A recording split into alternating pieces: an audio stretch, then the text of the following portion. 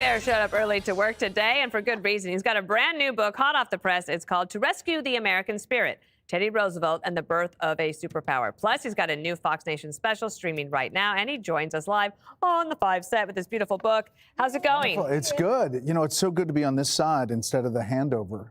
Because I never know what's coming. You love the handover? Or hate I do. the handover? I love it. Don't you think it's good that we got it back in? I think it's great, yes. We it's like always a box look of forward to chocolates. see I your never know what I'm going to get. I hate when they say no toss, but then sometimes you pop up anyway. Yeah. We never know when you're going to be on your own show.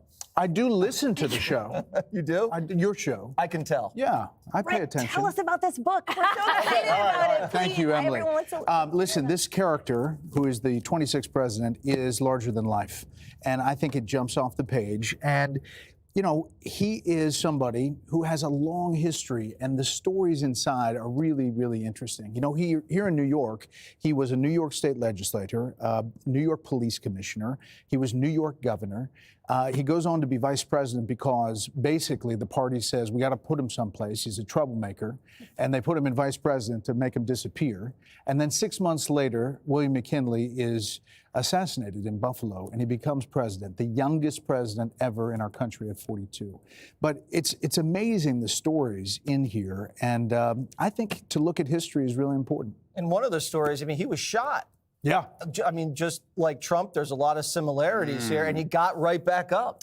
So in Milwaukee, he gets shot. He's giving a speech. The bullet hits an eyeglass case and a 50-page speech. It goes into his chest, and there's a lot of blood.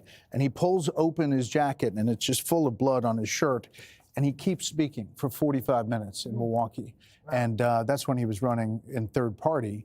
He doesn't win, but Woodrow Wilson eventually takes the presidency. Wow. Yeah, there's actually a lot of similarities. Okay, so Teddy Roosevelt with Trump. Yeah. New Yorker. He was born of privilege, but had this amazing connection with workers. He loved horses, and Trump, you know, Stormy Daniels. Greg. How to work towards that joke. Anywho, I finished reading the book. It's fantastic. Thank you. Is there something about Teddy Roosevelt that we might not know about that might surprise us? So he was a boxer, and his dad, he was born with really bad asthma, and he can't even leave the house. And his dad kind of bucks him up and says, you've got to get physically fit. He goes outdoors. That's why he loves the outdoors. But he's a boxer all his life. He's New York governor. He hires a boxing coach, comes in, and the boxing coach is like, I'm not going to hit this guy. It's the governor. And he gets really mad at him and says, you have to hit me. So the boxing coach hits him, and then he knocks out the boxing coach. He is like a tough, tough guy who, fought for everything. I have a couple questions. Charles Krauthammer, the late Charles Krauthammer, used to say that young people, if they didn't know what they wanted to major in, he encouraged all of them to study history. So what has benefited you in your current role as the anchor of Special Report and doing all of these major interviews around the world with world leaders that your book writing has helped you? That's an awesome question. It's the 6th presidential biography. I think I've been here for every one.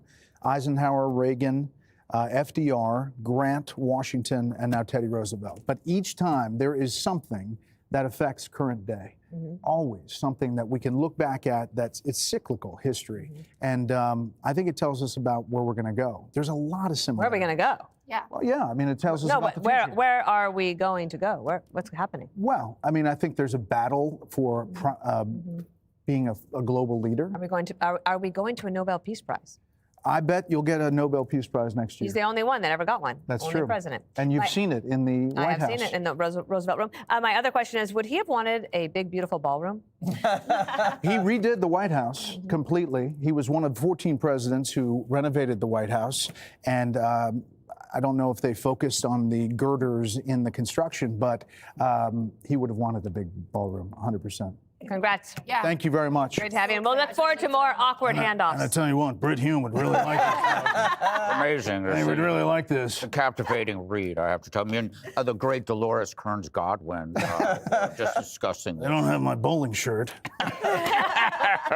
All right, Bret, thank you so much. His book, To Rescue the American Spirit, it is out now. Hey, Sean Hannity here. Hey, click here to subscribe to Fox News YouTube page and catch our hottest interviews and most compelling analysis. You will not get it anywhere else.